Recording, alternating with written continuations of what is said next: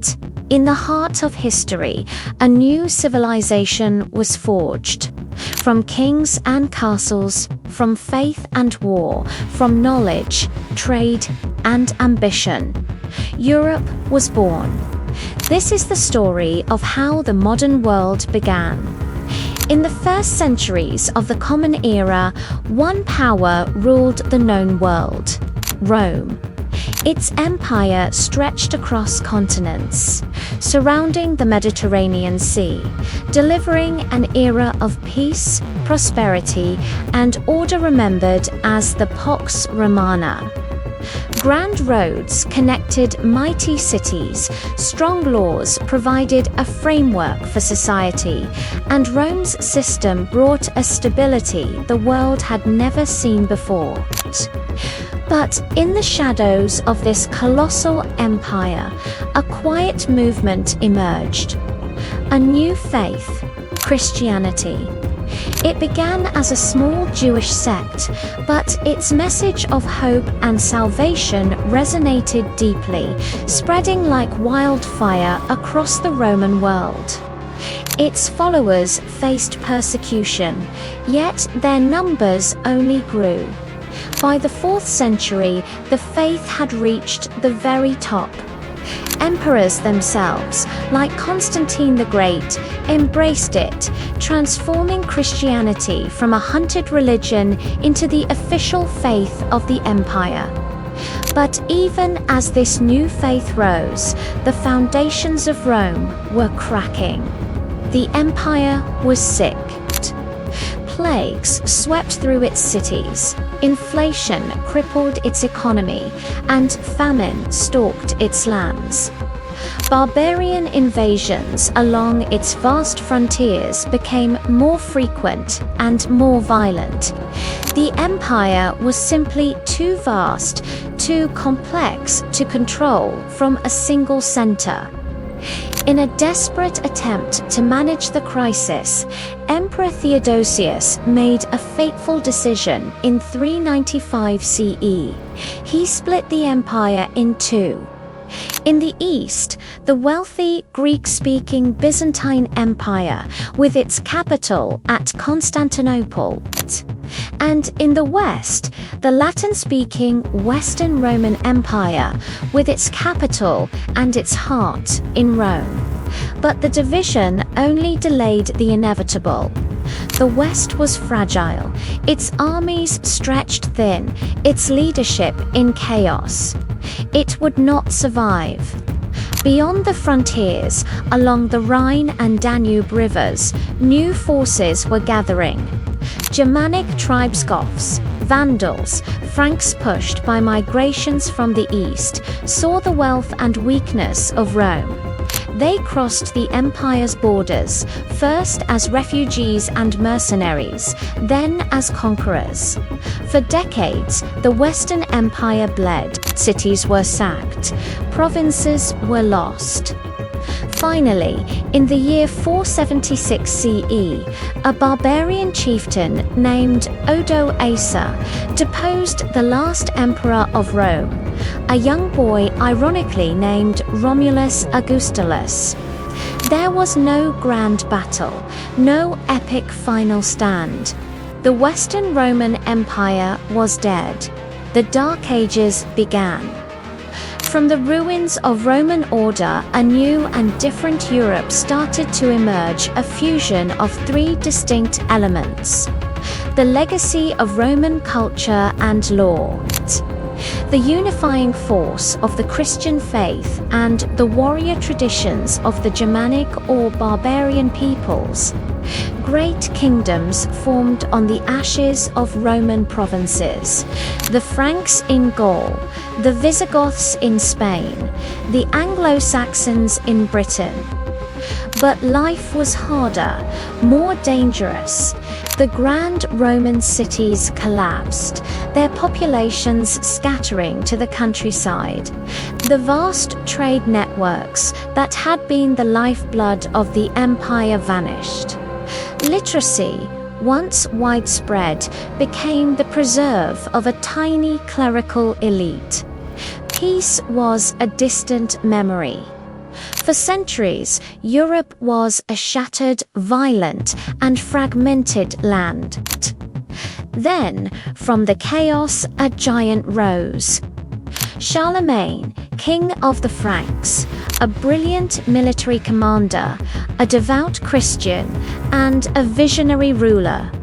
Through decades of relentless conquest, he forged an empire that stretched from Spain to Germany, uniting most of Western Christendom under his rule for the first time since the fall of Rome. He was more than a warlord.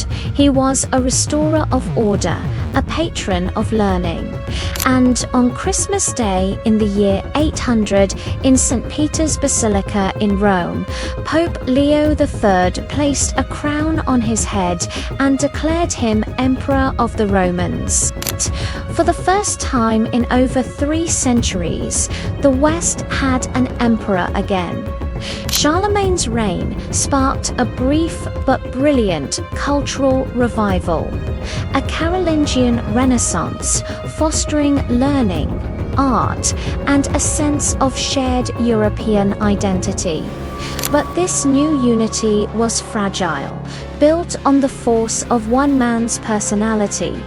After Charlemagne's death, his empire was divided among his grandsons and soon shattered. Europe returned to division, and a new age of terror began. The 9th century brought fresh waves of invaders. From the north came the Vikings, their longships sailing up rivers to raid and terrorize deep inland. From the east, the nomadic Magyars on horseback laid waste to Germany and Italy.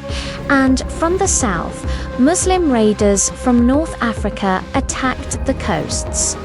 Europe burned, central authority collapsed, kings were too weak to protect their people. Power shifted to local lords, strongmen who could offer protection in a dangerous world. Castles, symbols of this new, localized power, sprouted across the landscape. From this chaos, a new social and political system took shape. Feudalism. It was a pyramid of power built on land and loyalty. Kings granted land to great lords, who in turn granted it to lesser knights, their vassals. In exchange, these knights pledged military service. At the bottom of it all were the peasants, tied to the land, working to support the warrior class above them.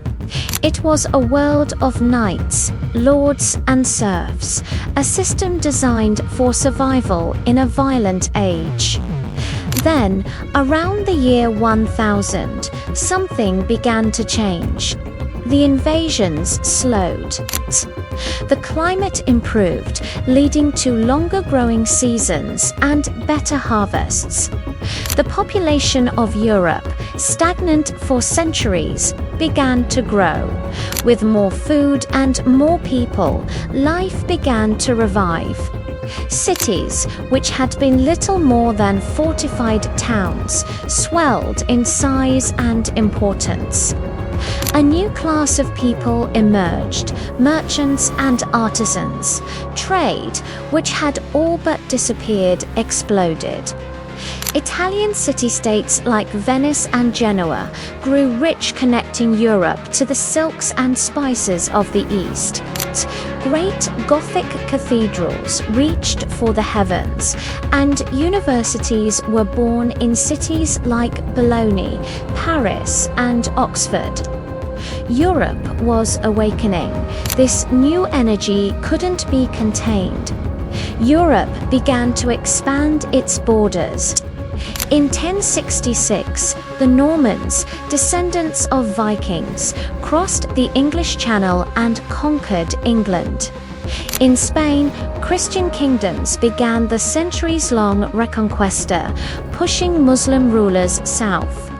And in 1095, the Pope called for a great armed pilgrimage to reclaim the Holy Land, launching the First Crusade. The medieval world was reaching its peak.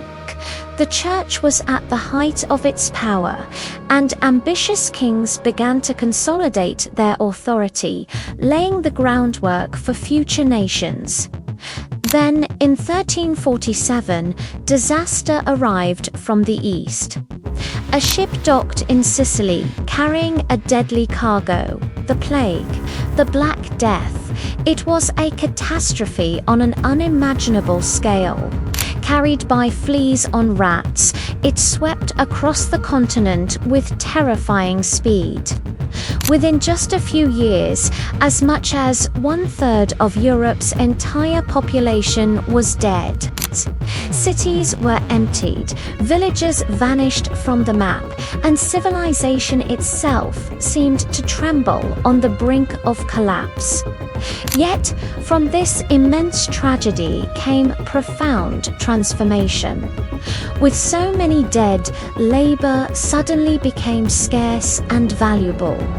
Peasants and workers could demand better wages and greater freedoms, shaking the foundations of the old feudal order. The psychological shock of the plague led people to question old certainties, spurring innovation and new ways of thinking. Windmills and watermills multiplied, new agricultural techniques were developed, and in Germany, Johannes Gutenberg perfected a technology that would change the world forever: the printing press with movable type. A second, more powerful Renaissance bloomed, fueled by a rediscovery of classical knowledge and a bold new spirit of humanism. Another world-changing technology was also spreading: gunpowder. It rendered the medieval knight obsolete and the stone castle vulnerable. Kings who could afford cannons and professional armies could now crush rebellious nobles and consolidate their power. The modern state was born from the smoke of cannons. In the ashes of medieval feudalism, powerful, centralized nations began to emerge.